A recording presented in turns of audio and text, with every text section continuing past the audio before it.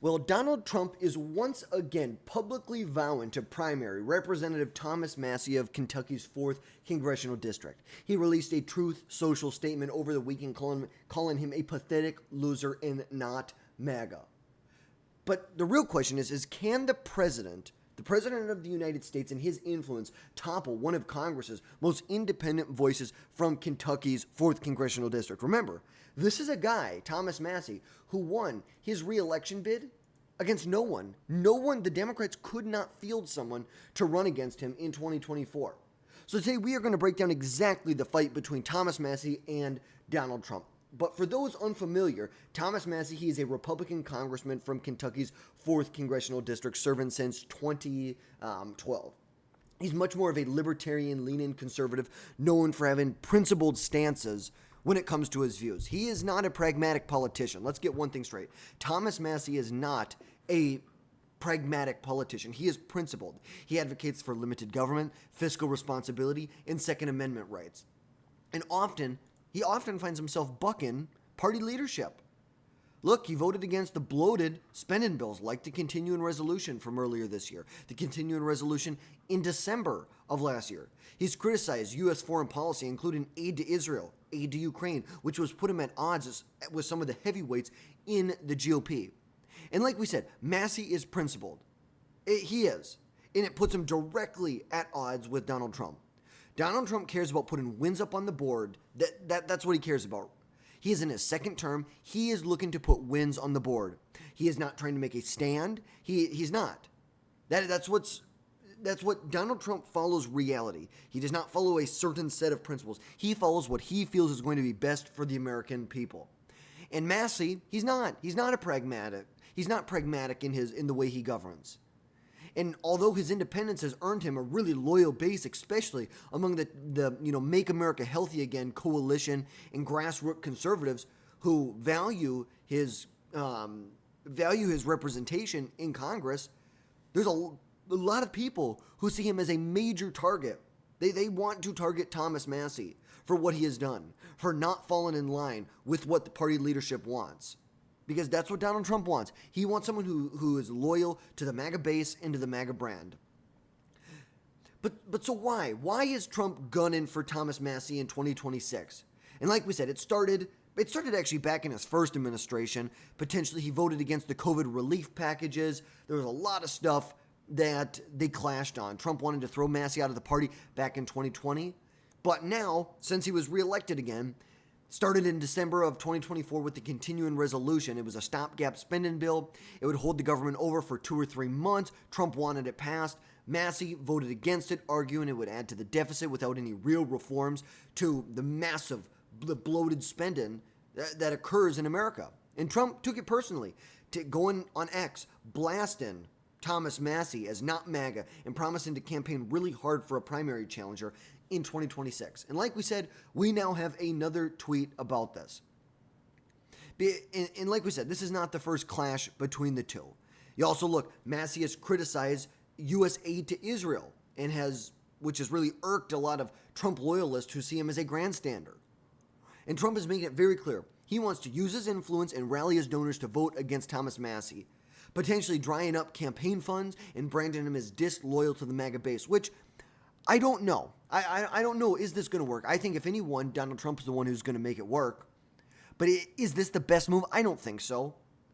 Look, on principles, I agree with Thomas Massey. I agree. We're spending way more money than we have.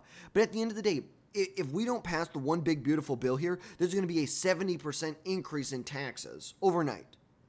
It's as simple as that. Taxes will go up across the board.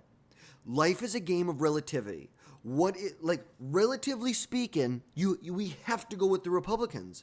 Because the Democrats, they want to raise taxes. They want taxes to go up. But they also want spending to go up even more. They're not going to try and deal with the issue. Because the issue is, people think that we have a revenue problem. We do not have a revenue problem in America. We have a spending issue in America. There is no issue with the amount of money that we take in every year. We take in trillions of dollars every year. Trillions and trillions of dollars every year. We just can't find a way to spend it the right way. We just find, 2 trillion, 3 trillion more ways to spend it than we have money to spend on. It's as simple as that. But like we said, Trump has a track record in primaries that's kind of mixed. You know, his endorsement does carry a lot of weight, especially in red states, but it's not a guarantee. You know, look, Mitt Romney, what was that, 2022? Was that Mitt Romney or was that 2020? He endorsed Mitt Romney, a challenger to Mitt Romney. Okay, that failed in Utah. Look in Georgia, Brian Kemp, he endorsed David Perdue. Brian Kemp still won the primary. But then you look at people like Liz Cheney. Okay, he successfully primaried Liz Cheney in West Virginia. Like simply, he did. She lost by like 30 or 40 points in her primary. And it's fair to say that Thomas Massey is not backing down. Like you can see right here. Hit the like button. Oh, no. Let's find where his actual tweet was. Let's see if we can find it. We had it pulled up just a little bit earlier. Right here. At Real Donald Trump declared so much war on me today it should require an act of Congress. Yeah. Haha, funny. But the reality is Massey is not going to back down. He's not. He even put out another post saying something along the lines of, you know, if Trump declared so much war on me today that it should require an act of Congress, and then talking about how if he keeps attacking him and Canada, Canada's going to give in before he gives in. You know, it's kind of stupid if we're being honest. Like, look, I don't think Trump should be going after him as hard as he is, but also I think Thomas Massey needs to be a little more pragmatic. I think so. And ultimately, he doesn't represent me, so who am I to say anything? But I think he should be a little more pragmatic, because the reality is life is a game of relativity. Democrats will control the House, Senate, presidency if the Republicans do not get stuff done. If Republicans really dick around with the next year and a half of power and the next 3.5 years holding the executive branch, they're going to be screwed in 2028. And like we said, his district, Kentucky's 4th congressional district, it's solidly Republican. He won re-election with no opponent in 2024. And he has libertarian-leaning voters that admire his refusal to bow to party pressures. But I'm not going to sit here and say that Massey's untouchable, because he's not. You know, there's a lot of people who argue that his votes alienate mainstream Republicans, which at the end of the day, there's many more mainstream Republicans than there are libertarian-leaning Republicans in the country. And Trump's base could 100% rally behind a challenger. But the question is can Massey's principle outweigh Donald Trump's star power in a primary? That's the big question. You see right here, there was a poll taken from McLaughlin and Associates that show that voters, and this just came out, we don't know the sample size, and we also don't know the margin of error here, but showing that 52% of voters in his district would back the Trump-endorsed Republican over Thomas Massey. They would, which doesn't look great, but also I don't think we should trust one poll that's taken a year out from when the primary is actually going to occur. Because Kentucky's 4th district, it is rural, it's extremely conservative, and it's a natural fit for Trump's influence to come into play. Trump's plan seems to be to back a challenger who embodies the MAGA ethos, loyalty, very pro-Trump, aggressive on issues like immigration and America First policies.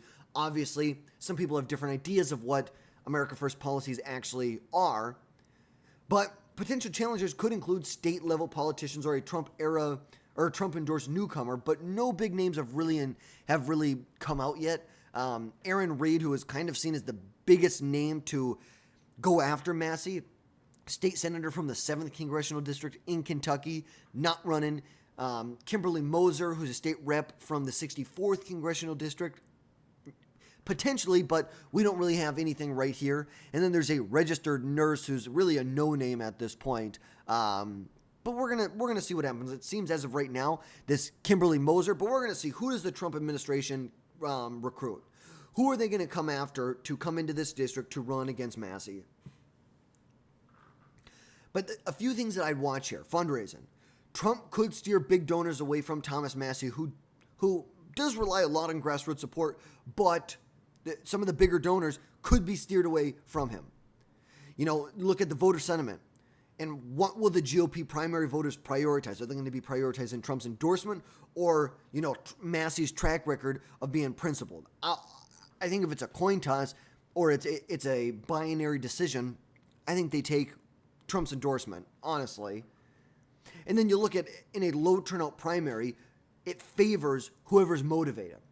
Are people more motivated to vote against Massie or to vote for him? It doesn't matter how many people of each exist. Maybe it's, 70% of the district wants Massie, but if they're not energized and 30% don't want him, but the 30%'s really energized and they really turn out, that could benefit Trump. That could 100% benefit Trump. And like we said, Trump's endorsements have mixed results. Liz Cheney, 2022, Mitt Romney, Brian Kemp, a lot of people here. But here's the core question. Can Donald Trump oust Tom Massey? Trump has the advantages. The guy has unmatched influence in the GOP. His endorsements can sway low information voters, and his ability to fundraise and mobilize national attention for a challenger is second to none. And Massey's votes, like opposing the continuing resolution, voting against the one big beautiful bill, will give Donald Trump ammo to paint him as an anti-GOP. Yes, is he principled? Sure. But guess what? In the world of low information, you really don't have to try that hard. But Massey does have some advantages going into this. I think he has a lot of strong local support in a district that he's represented for almost 14 years at this point. He has a proven record of winning despite party pushback over the years. And he has alignment with the growing movement, like the Make America Healthy Again, the more isolationist wing of the Republican Party, which I think he could definitely use to counter Trump's MAGA base. And I think the X factor here is going to be voter fatigue. By 2026, Trump's influence might wane if his second term faces challenges, but in an extremely Republican district, I don't see it waning that much. Maybe in some competitive races it could wane, but I just don't see it happening here. So my take is that Massey's independence does resonate with voters, tired of party line politics, but I think this machine that he's built is going to be relentless, and it's going to be a dogfight, but I think Trump's going to win.